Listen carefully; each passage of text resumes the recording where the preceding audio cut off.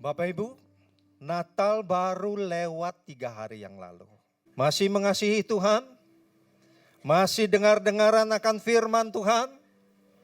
Masih mau membaca firman Tuhan? Sepertinya tidak relevan kalau zaman sekarang masih baca firman Tuhan. Orang lain di luar sana sering mengatakan, ngapain berkumpul ibadah? Masih punya hati yang seperti itu? Atau biarin orang lain mau mengatakan apa? Aku tetap cinta Tuhan. Amin. Siapa yang cinta Tuhan boleh angkat tangannya. Siapa yang memegang janji Tuhan boleh angkat tangannya. Siapa yang tetap keep janjinya kepada Tuhan boleh angkat tangannya. Makin sedikit, makin sedikit, makin sedikit, makin sedikit. Nah Bapak Ibu, belum terlambat kalau saya mengucapkan selamat Natal dan selamat nantinya menyambut tahun yang baru. Kalau saya melihat Ibu Putri duduk di depan ini, saya berpikir apakah 10 tahun mendatang saya masih bisa seperti Ibu Putri begitu antusias meskipun berkendaraan baru. Saudara tahu kendaraannya baru. Tadi Ibu Putri masuk dengan dorong kendaraan baru. Mereknya bukan Mercy, Rolls Royce. Amin Bu Putri. Kalau Bapak Ibu lihat wajahnya hari ini beda seperti minggu-minggu yang lalu. Hari ini lebih berseri, lebih bersukacita, bukan karena kendaraan barunya, tetapi menyambut nantinya tahun yang baru, janji Tuhan yang dia pegang, dan juga janjinya yang dia tetap simpan, dia tetap keep untuk tetap mengasihi Tuhan. Amin. Nah, ini adalah judul daripada khotbah yang akan saya sampaikan, janji Tuhan yang tidak tergoyahkan. Bapak Ibu, nanti kalau saya ajak kita melihat Matius 1 ayat 1 sampai 17, Bapak Ibu akan terheran-heran apa yang akan disampaikan melalui ayat-ayat ini. Karena ayat-ayat ini kan berisinya nama, keturunannya, nama dan keturunannya. Tetapi tolong perhatikan, dari zamannya Abraham sampai kepada Daud, ada 14 keturunan. Dari zamannya Daud sampai kepada pembuangan di Babel, ada 14 keturunan. Dari zaman pembuangan di Babel sampai kepada Yesus Kristus, ada berapa keturunan? 14 keturunan. Jadi 3 kali 14 keturunan, ada 42 keturunan dari Abraham sampai dengan Kristus Yesus. Tetapi janjinya pernah gak sedikit pun seperti mangkok itu sempal? Gak pernah. Karena dia yang memegang janjinya adalah setia. Dan Bapak Ibu, saya ajak kita dari ayat 1 sampai 17 itu mungkin sebagian dari kita mengatakan begini. Itu kan bagian dari Alkitab yang membosankan Bapak Ibu. Padahal isinya hanya daftar nama saja dan ini adalah penting bagi bangsa Yahudi. Karena ini bukan sekedar pemberitahuan si A anaknya siapa, si B anaknya siapa, bukan. Tetapi bangsa Yahudi sangat mementingkan pertama yaitu identitas. Harus jelas siapa itu Yesus Kristus, identitasnya apa dia. Dari keturunan siapa, kepada siapa. Dan diturunkan sampai kepada Yesus Kristus. Dan ini bukti juga keaslian. Orang Yahudi sangat mementingkan identitas dan harus asli. Kalau nggak asli, itu adalah aspal, KW. Dan kemudian bukti bahwa semuanya itu adalah nyata. Bapak Ibu yang pernah pergi ke Israel, ya, pasti akan tahu bahwa Tuhan Yesus Kristus itu jelas keturunan orang Yahudi. Ya. Nah, kita lanjut dengan yang lainnya. Kita lihat lagi, dan melalui silsilah Yesus ini, Tuhan ingin menunjukkan satu hal penting, yaitu janjinya tidak pernah gagal. Berapa keturunan tadi? 42 keturunan. Kalau kita melihat satu generasi itu kalau sekarang ya mungkin 30 tahun. Tapi zaman dulu manusia itu hidup ratusan tahun. Jadi kalau Bapak Ibu mau mencocokkan, selidiki Alkitab lebih lagi. Supaya 42 keturunan kalian kalikan nanti dengan tahunnya. Alkitab itu pasti cocok, gak mungkin asal-asalan tulis. Gak mungkin. Dan saudara harus yakin, janjinya pun pasti digenapi. Buktinya, kita kan barusan saja tanggal 25 merayakan atau memperingati hari lahirnya Tuhan Yesus Kristus. Apa yang dijanjikan dari Bapak Abraham sampai kepada Yesus Kristus tidak ada satupun yang meleset. Dan kalau nanti kita lihat bahwa sesungguhnya Natal itu bukan sekedar cerita tentang seorang bayi lahir di palungan. Itu cerita yang kita dengar dari sekolah minggu sampai dengan sekarang. Tetapi Natal adalah bukti bahwa Allah menepati firman-Nya. Dari zaman surat Kejadian, kitab Kejadian, sudah dinubuatkan bahwa keturunan perempuan ini akan menginjak kepalamu, kepala si ular, dan kau akan mematuk tumitnya. Ini berbicara tentang Yesus Kristus. Kalau Bapak Ibu senang akan cerita, kembali baca kepada kitab Kejadian. Bahkan ketika itu nampak mustahil, janjinya tetap ada. Nah, kita lanjut dengan ini. Tuhan setia pada janjinya. Matius 1 ayat 1 ditampilkan begini. Inilah silsilah Yesus Kristus, anak Daud, anak Abraham. Ayat ini bukan sekedar informasi, tetapi merupakan satu deklarasi. Deklarasi artinya satu pernyataan bahwa janji Allah kepada Abraham dan Daud telah digenapi. Kalau Bapak Ibu lihat Matius 1 ayat 17, itu kan dari keturunan-keturunan yang sekian banyaknya lahirlah yang namanya Yesus Kristus. Kepada Abraham, manusia yang kita sebut Bapak iman, sebenarnya juga bukan manusia yang sempurna loh. Ya, Abraham pernah mengingkari hatinya. Ketika Sarah menyodorkan pembantunya, oh yes, diterima. Kalau zaman sekarang gak usah disodorin, dia cari sendiri. Itu yang bikin viral selama ini di sosmed. Saya coba mencari berita tentang yang lain, yang ilmu pengetahuan. Tiba-tiba munculnya yang bolak-balik, yang viral yang itu. RKAK. Yang suka baca pasti tahu. Tetapi inilah dunia itu. Yang ada adalah yang viral. Padahal yang tepat yang harus digenapi itu yang kita lupakan dan kita tidak membaca. Orang lebih senang berita-berita yang seperti itu. Yang seperti ini sudah ditinggalkan. Nah, kepada Abraham kita lihat. Kejadian pasal 12 ayat 3. Aku akan memberkati orang-orang yang memberkati engkau dan mengutuk orang-orang yang mengutuk engkau. Olehmu, oleh Abraham, semua kaum di muka bumi akan mendapat berkat. Oleh karena ketaatan satu Bapak Abraham ini, kita semua yang duduk di sini, yang disebut Israel rohani, menerima berkat yang datang daripada Allah. Berkatnya itu apa? Yesus Kristus. Banyak orang meninggalkan Yesus Kristus ketika pergi berlibur. Banyak orang meninggalkan Yesus Kristus ketika dalam puncak karirnya yang begitu menjanjikan. Banyak orang yang meninggalkan Yesus Kristus ketika semuanya aman-aman aja. Dan baru mencari Yesus Kristus ketika semuanya tidak aman-aman saja. Nah, ini yang saya percaya di Lifehouse tidak ada. Yang ada adalah bangku-bangku kosong nih, orang-orangnya gak datang. Tapi minggu depan kalau mereka datang juga akan dikatakan ini adalah orang-orang yang memegang janji Tuhan. Jadi jangan khawatir bahwa Bapak Ibu miss janji Tuhan. Nah, kepada Daud. Daud raja yang luar biasa dari raja Israel. Tetapi Daud pun juga bukan manusia sempurna.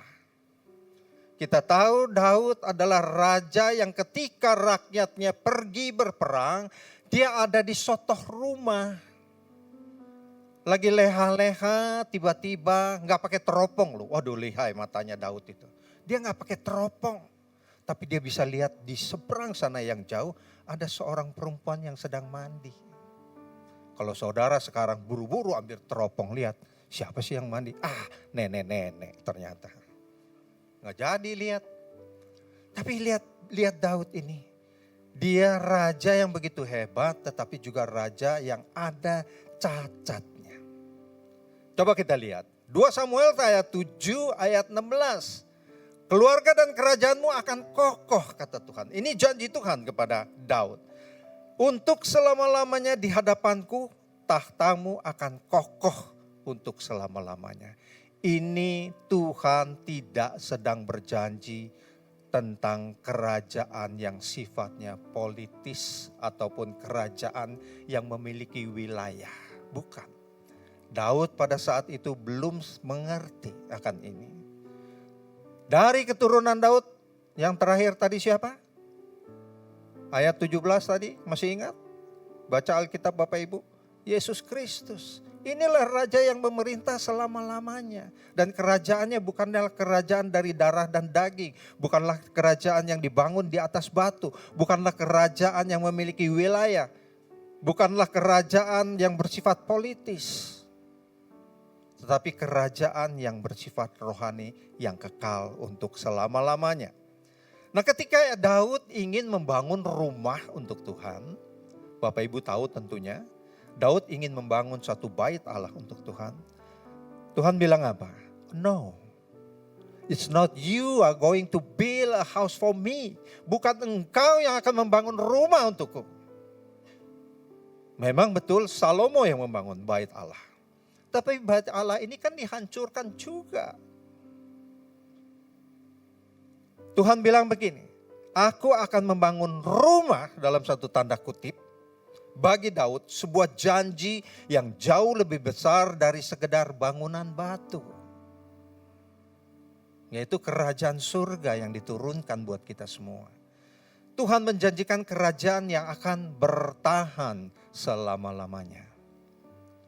Dan rakyatnya adalah kita. Nanti juga kita akan turut memerintah bersama-sama dengan Dia. Kalau kita tetap setia memegang janji. Itu sebabnya maka tadi di awal saya katakan, Tuhan memegang janjinya, apakah kita memegang janji kita terhadap Tuhan? Masih setia mengikut Kristus ketika di dalam kesusahan, ketika penyakit mendera, ketika penyakit mematikan mendera? Di bagian kiri saya ini semuanya para senior. Sudah menghadapi banyak sekali keterbatasan di dalam pergerakan. Ada yang duduk di kursi roda. Ada yang mulai seperti saya prostatnya angkanya tinggi. Saya nggak tahu kapan Tuhan izinkan nanti saya kembali. Tetapi selama ada nafas kehidupan, coba dong ingat akan janji Tuhan yang tidak pernah gagal, yang berabad-abad itu. Lalu kita memegang janji kita di hadapan Tuhan untuk tetap setia di hadapan Tuhan. Bisa gak? Ya bisa, kalau lagi kangtau, lagi cuan, bisa pegang janji Tuhan. Kalau enggak saya gak bisa pegang janji Tuhan, dia kayaknya lupa. Tuhan itu kayaknya lupa sama saya. Ya, nah ini bukan bangunan batu. Jadi kita lihat kembali, sejarah Israel itu adalah sejarah yang penuh dengan peperangan. Raja yang satu digulingkan oleh raja yang lain, digantikan oleh raja yang lain. Raja yang lain ini juga digulingkan oleh raja yang lain lagi, yang lebih berkuasa. Jadi kerajaan silih berganti. Banyak raja-raja bangsa Yehuda juga gagal di dalam menyukakan hati Allah. Mereka terbawa oleh adat setempat atau budaya setempat. Mereka menyembah Allah tetapi juga menyembah Baal. Ya, nanti saya tunjukkan rajanya. Nah, Tetapi janji Tuhan itu tidak pernah gagal.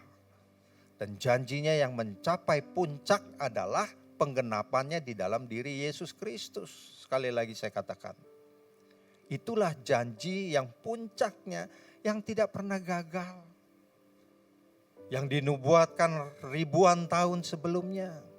Bahkan melewati masa-masa sunyi 400 tahun. Sehingga bangsa Israel itu sepertinya bangsa yang telah dilupakan oleh Allah.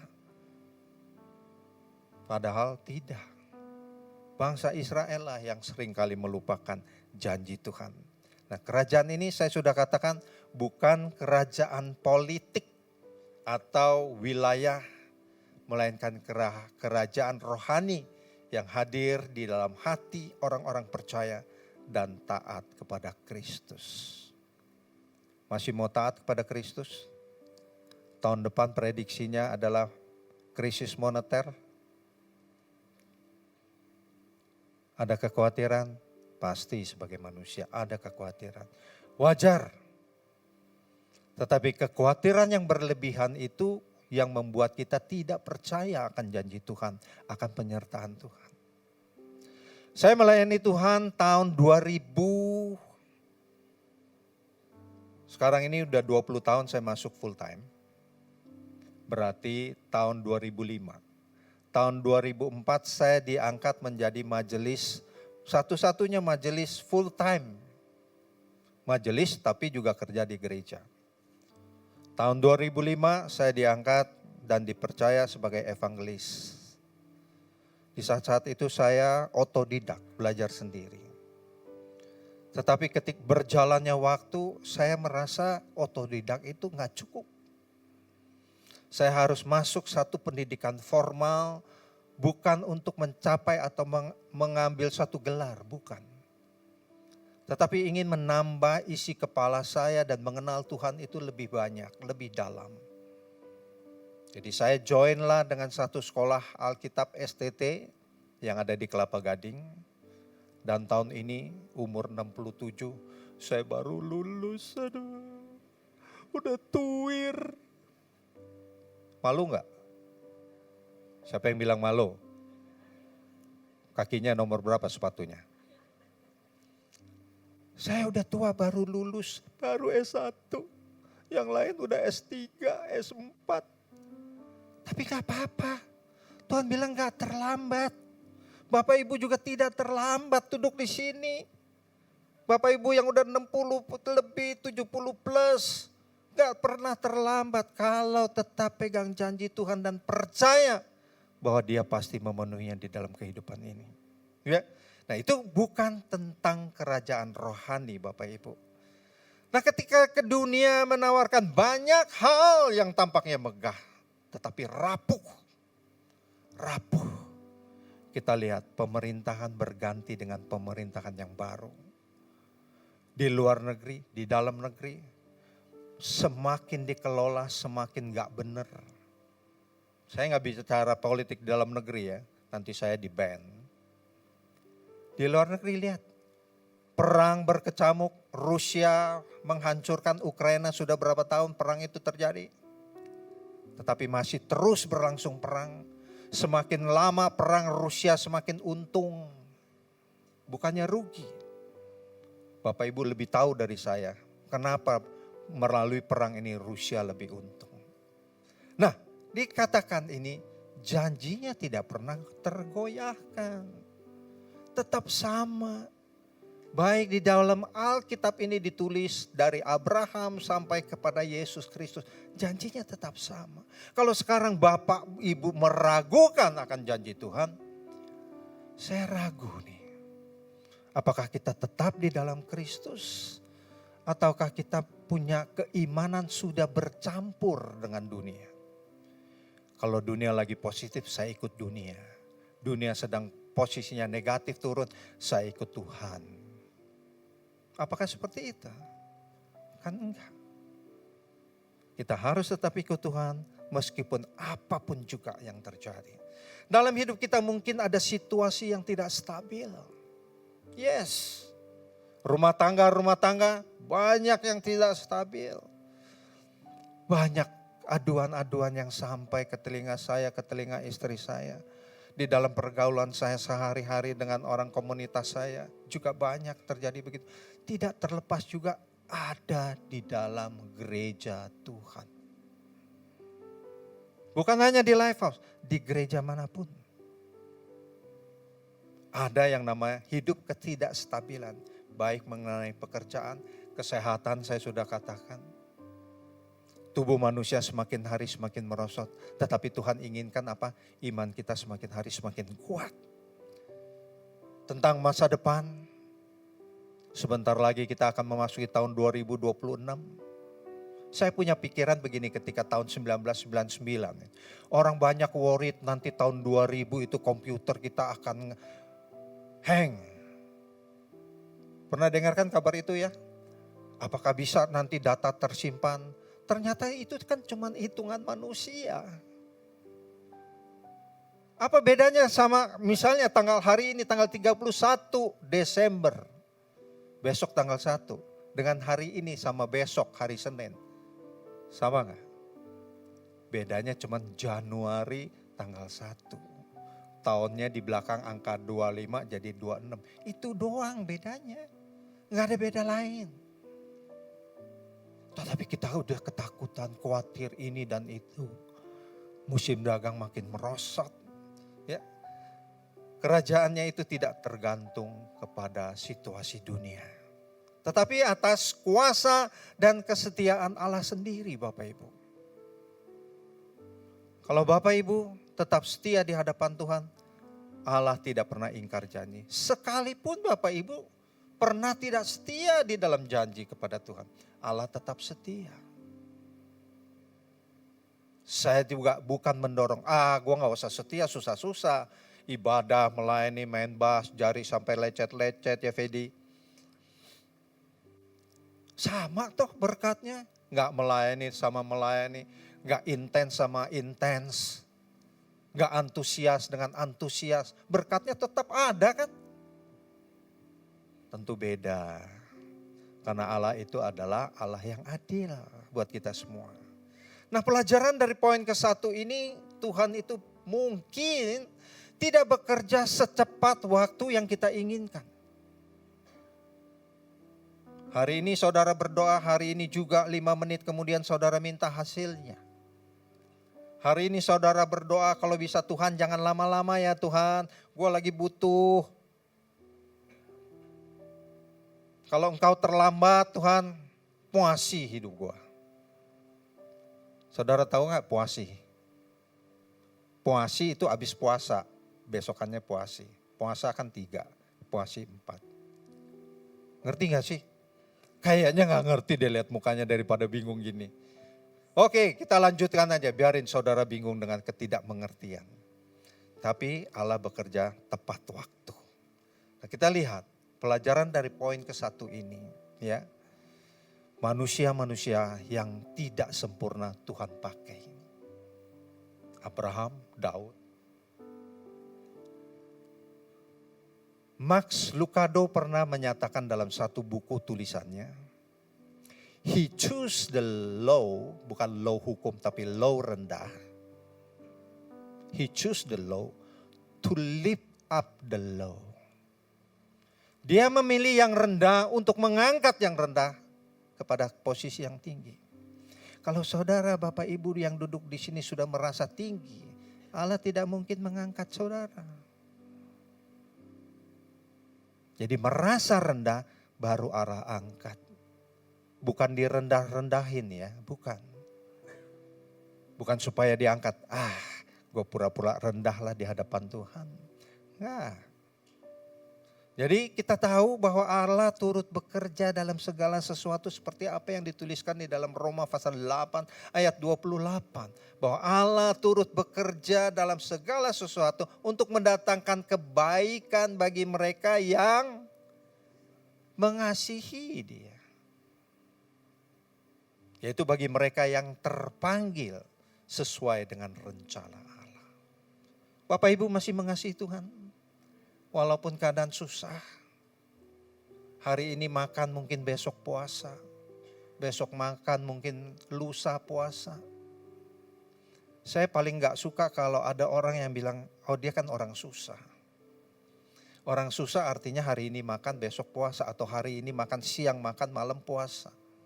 Kalau mereka masih bisa makan 3 kali sehari, saya gak bicara menunya ya, 3 kali sehari, dia bukan orang susah. Dan saya paling gak suka menyusah-nyusahkan orang. Maksudnya, dia kan orang susah. Dia kan orang susah. Selama masih ada 2 tangan dan 2 kakimu, ayolah bekerja. Karena Tuhan akan memberkati buah tanganmu.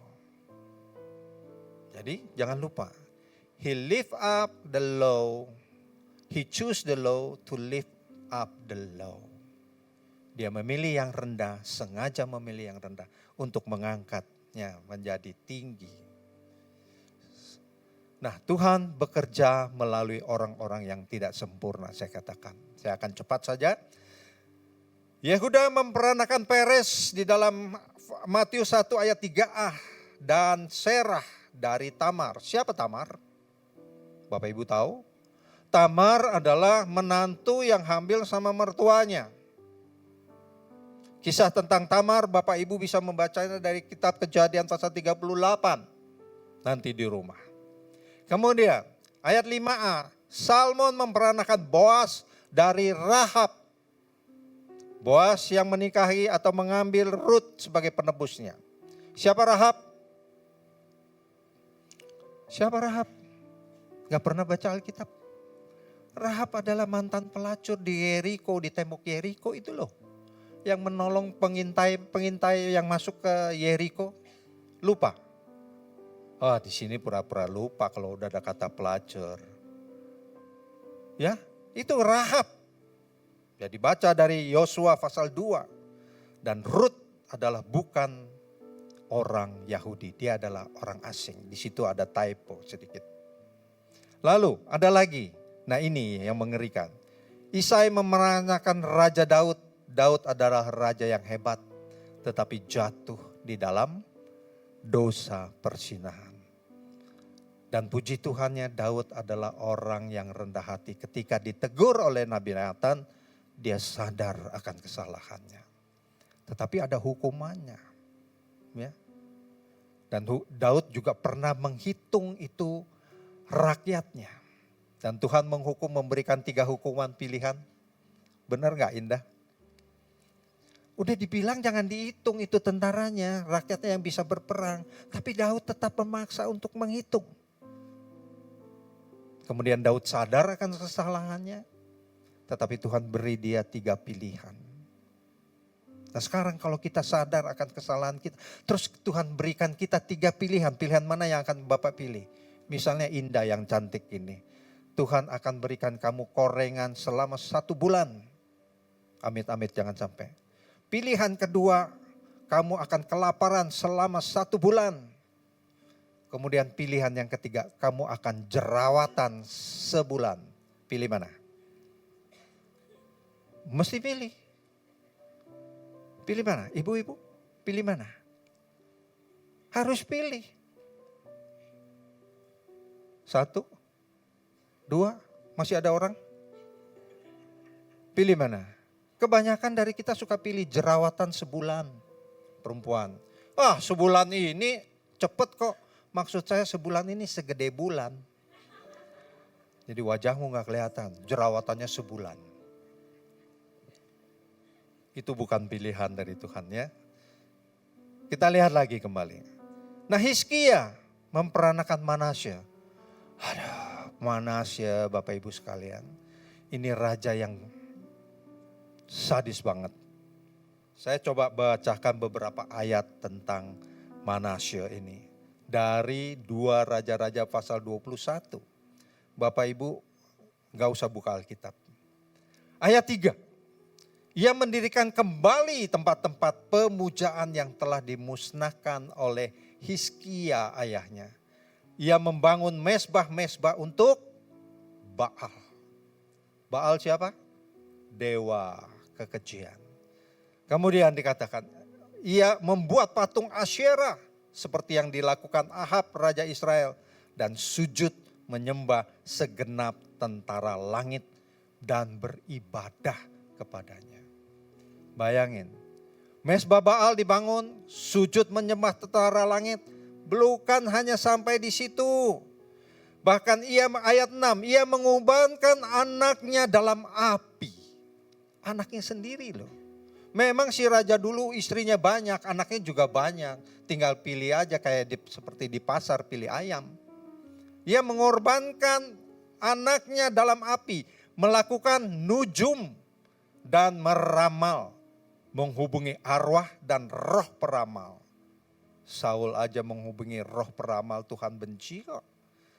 Kemudian ia melakukan banyak hal yang jahat di mata Tuhan sehingga membangkitkan murkanya. Dia menaruh patung Asyera ayat 7 yang telah dibuatnya dalam rumah Allah. Jadi di dalam bait Allah itu ada yang namanya patung Asyera. Tadi yang sudah saya katakan, orang mengkombinasikan percaya kepada Tuhan juga percaya kepada hal-hal yang lain. Ngeri. Ada nggak di sini yang begitu?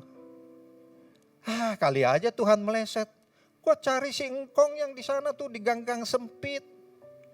Dia tuh kan bisa instan.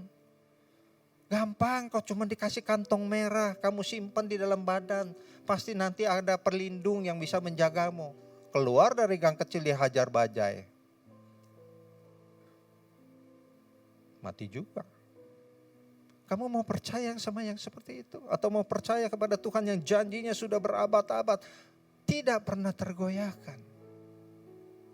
Dan kalau kita melihat dari pasal 1 Matius ini, lebih daripada 40 nama manusia-manusia tidak sempurna. Tetapi Tuhan justru memilih dari orang-orang yang tidak sempurna seperti Bapak, Ibu dan saya, untuk meneruskan apa yang menjadi kerajaan Allah di dalam kehidupan kita. Betapa berharganya kita, betapa harus kita menjaga ini supaya kerajaan Allah itu terus bisa kita sampaikan di dalam kehidupan ini. Apakah mereka manusia sempurna? No, yang ada di dalam Alkitab. Tetapi kok Tuhan sepertinya kok nekat ya pilih masuk di dalam orang-orang yang brengsek, orang-orang yang bejat, orang-orang yang seperti penyembah berhala untuk menjadi keturunannya.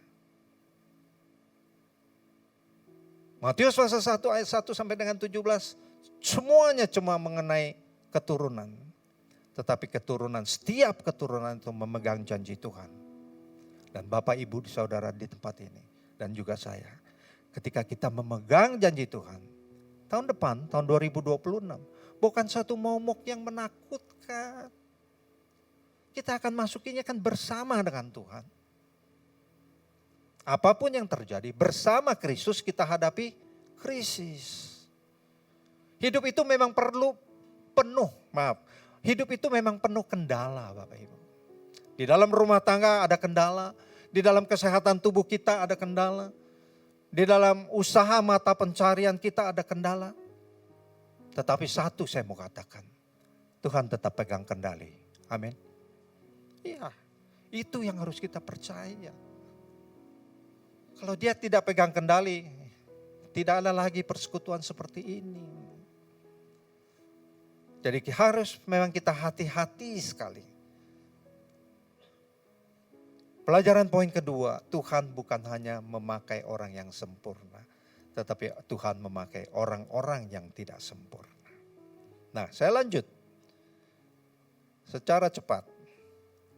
Tuhan menggenapi janjinya di tengah-tengah situasi yang gelap. Situasi gelap sekarang ini kita rasakan. Di mana-mana ada berita yang menakutkan. Tapi saya mau katakan, jangan ikut dengan berita itu, ketakutan itu menguasai kita. Khawatir? Yes, bisa. Nggak mungkin kita selama hidup itu tidak ada kekhawatiran. Tetapi saya lanjut ya, saya cepat aja. Masa kegelapan bagi bangsa Israel adalah ketika dalam pembuangan di Babel. Mereka merasakan Tuhan sepertinya meninggalkan mereka. Sampai 400 tahun itu tahun sunyi, tidak ada berita apapun. Nah, di dalam Matius pasal 1 itulah Maka dituliskan oleh Matius itu silsilah tentang Yesus Kristus yang membangkitkan semangat bagi kita semua. Natal itu bukan sekedar lewat bersama, tetapi justru ketika dunia dalam keadaan gelap. Coba Bapak Ibu baca. Ketika di Bethlehem itu. Apakah dunia sedang terang-terangnya atau dunia sedang gelap-gelapnya? Berita Natal pertama kali diberitakan kepada siapa? Kepada para gembala, kaum marginal. Berbahagia gak kita kalau pertama kali berita Natal itu diberitakan kepada kita? Berarti kita orang-orang yang istimewa. Ketika sedang menanti jawaban Tuhan, ingatlah silsilah Matius pasal 1 ayat 1 sampai dengan 17. Tidak sedetik pun janjinya gagal, tidak sedetik pun janjinya tergoyahkan. Kita masih bisa memegang kepada janji Tuhan. Dan kalau kita merasa hidup ini berantakan, Tuhan bisa memakai hidupmu bagi kemuliaan nama Tuhan. Tuhan bisa memakai, jangan menganggap begini, aku terlalu atau kelewat rusak untuk bisa dipakai oleh Tuhan. Saya ingin mengatakan kalau orang yang diminta untuk melayani, jangan saya kan belum layak. Engkau bukan terlalu rusak, tetapi engkau terlalu sombong untuk bisa melayani Tuhan. Ya, orang sering menghindar begitu kan, jangan saya lah Pak, dia aja. Jangan saya lah Pak, itu tetangga saya. Enggak, jangan. Kesempatan buat kita untuk melayani Tuhan. Tuhan kita bisa melihat bersama-sama keturunan-keturunan itu yang dipilih oleh Tuhan supaya Tuhan Yesus Kristus lahir di dalamnya. Ya, jadi jikalau kita merasa dalam keadaan tidak ada harapan, Tuhan tidak lupa akan janjinya. Badai pasti berlalu, ini seperti lagu Chrisye. Natal juga merupakan jadi bukti. Terang selalu datang setelah gelap. Lah R.A. Kartini aja tahu kalau Bapak Ibu nggak tahu. Kita akan lebih kesian. Habis gelap terbitlah terang. Itulah bukunya datang dari R.A. Kartini. Nah, ini sebagai penutup, Matius pasal 1 ayat 1 sampai 17 itu menunjukkan kepada kita bahwa Tuhan itu pertama setia. Yang kedua, Tuhan itu berdaulat atas hidup kita. Jangan takut Bapak Ibu. Kita ada di tengah-tengah tangan kuasanya yang sangat aman. Dan yang ketiga, Tuhan mampu bekerja di tengah ketidaksempurnaan dan ketidakpastian dalam hidup kita. Siapa yang sudah merasakan? Pasti kita semua pernah merasakan ini. Jangan lupa akan janji Tuhan yang tidak tergoyahkan itu. Akhirnya Bapak Ibu memasuki tahun 2026, bukan pesta, bukan selebrasi yang kita pikirkan. Tapi pikirkan dan renungkanlah janji Allah yang tidak pernah tergoyahkan itu masih terjadi sampai dengan sekarang. Kalau sudah dibuktikan berabad-abad lamanya, sekarang tinggal beberapa saat lagi sebelum kedatangannya. Tapi satu hal yang pasti, ready or not, Jesus is coming. Bapak Ibu siap atau tidak, Tuhan itu pasti datang. Jadi lebih baik kita siap, supaya kita ikut bersama-sama diangkat menikmati kemuliaannya. Amin.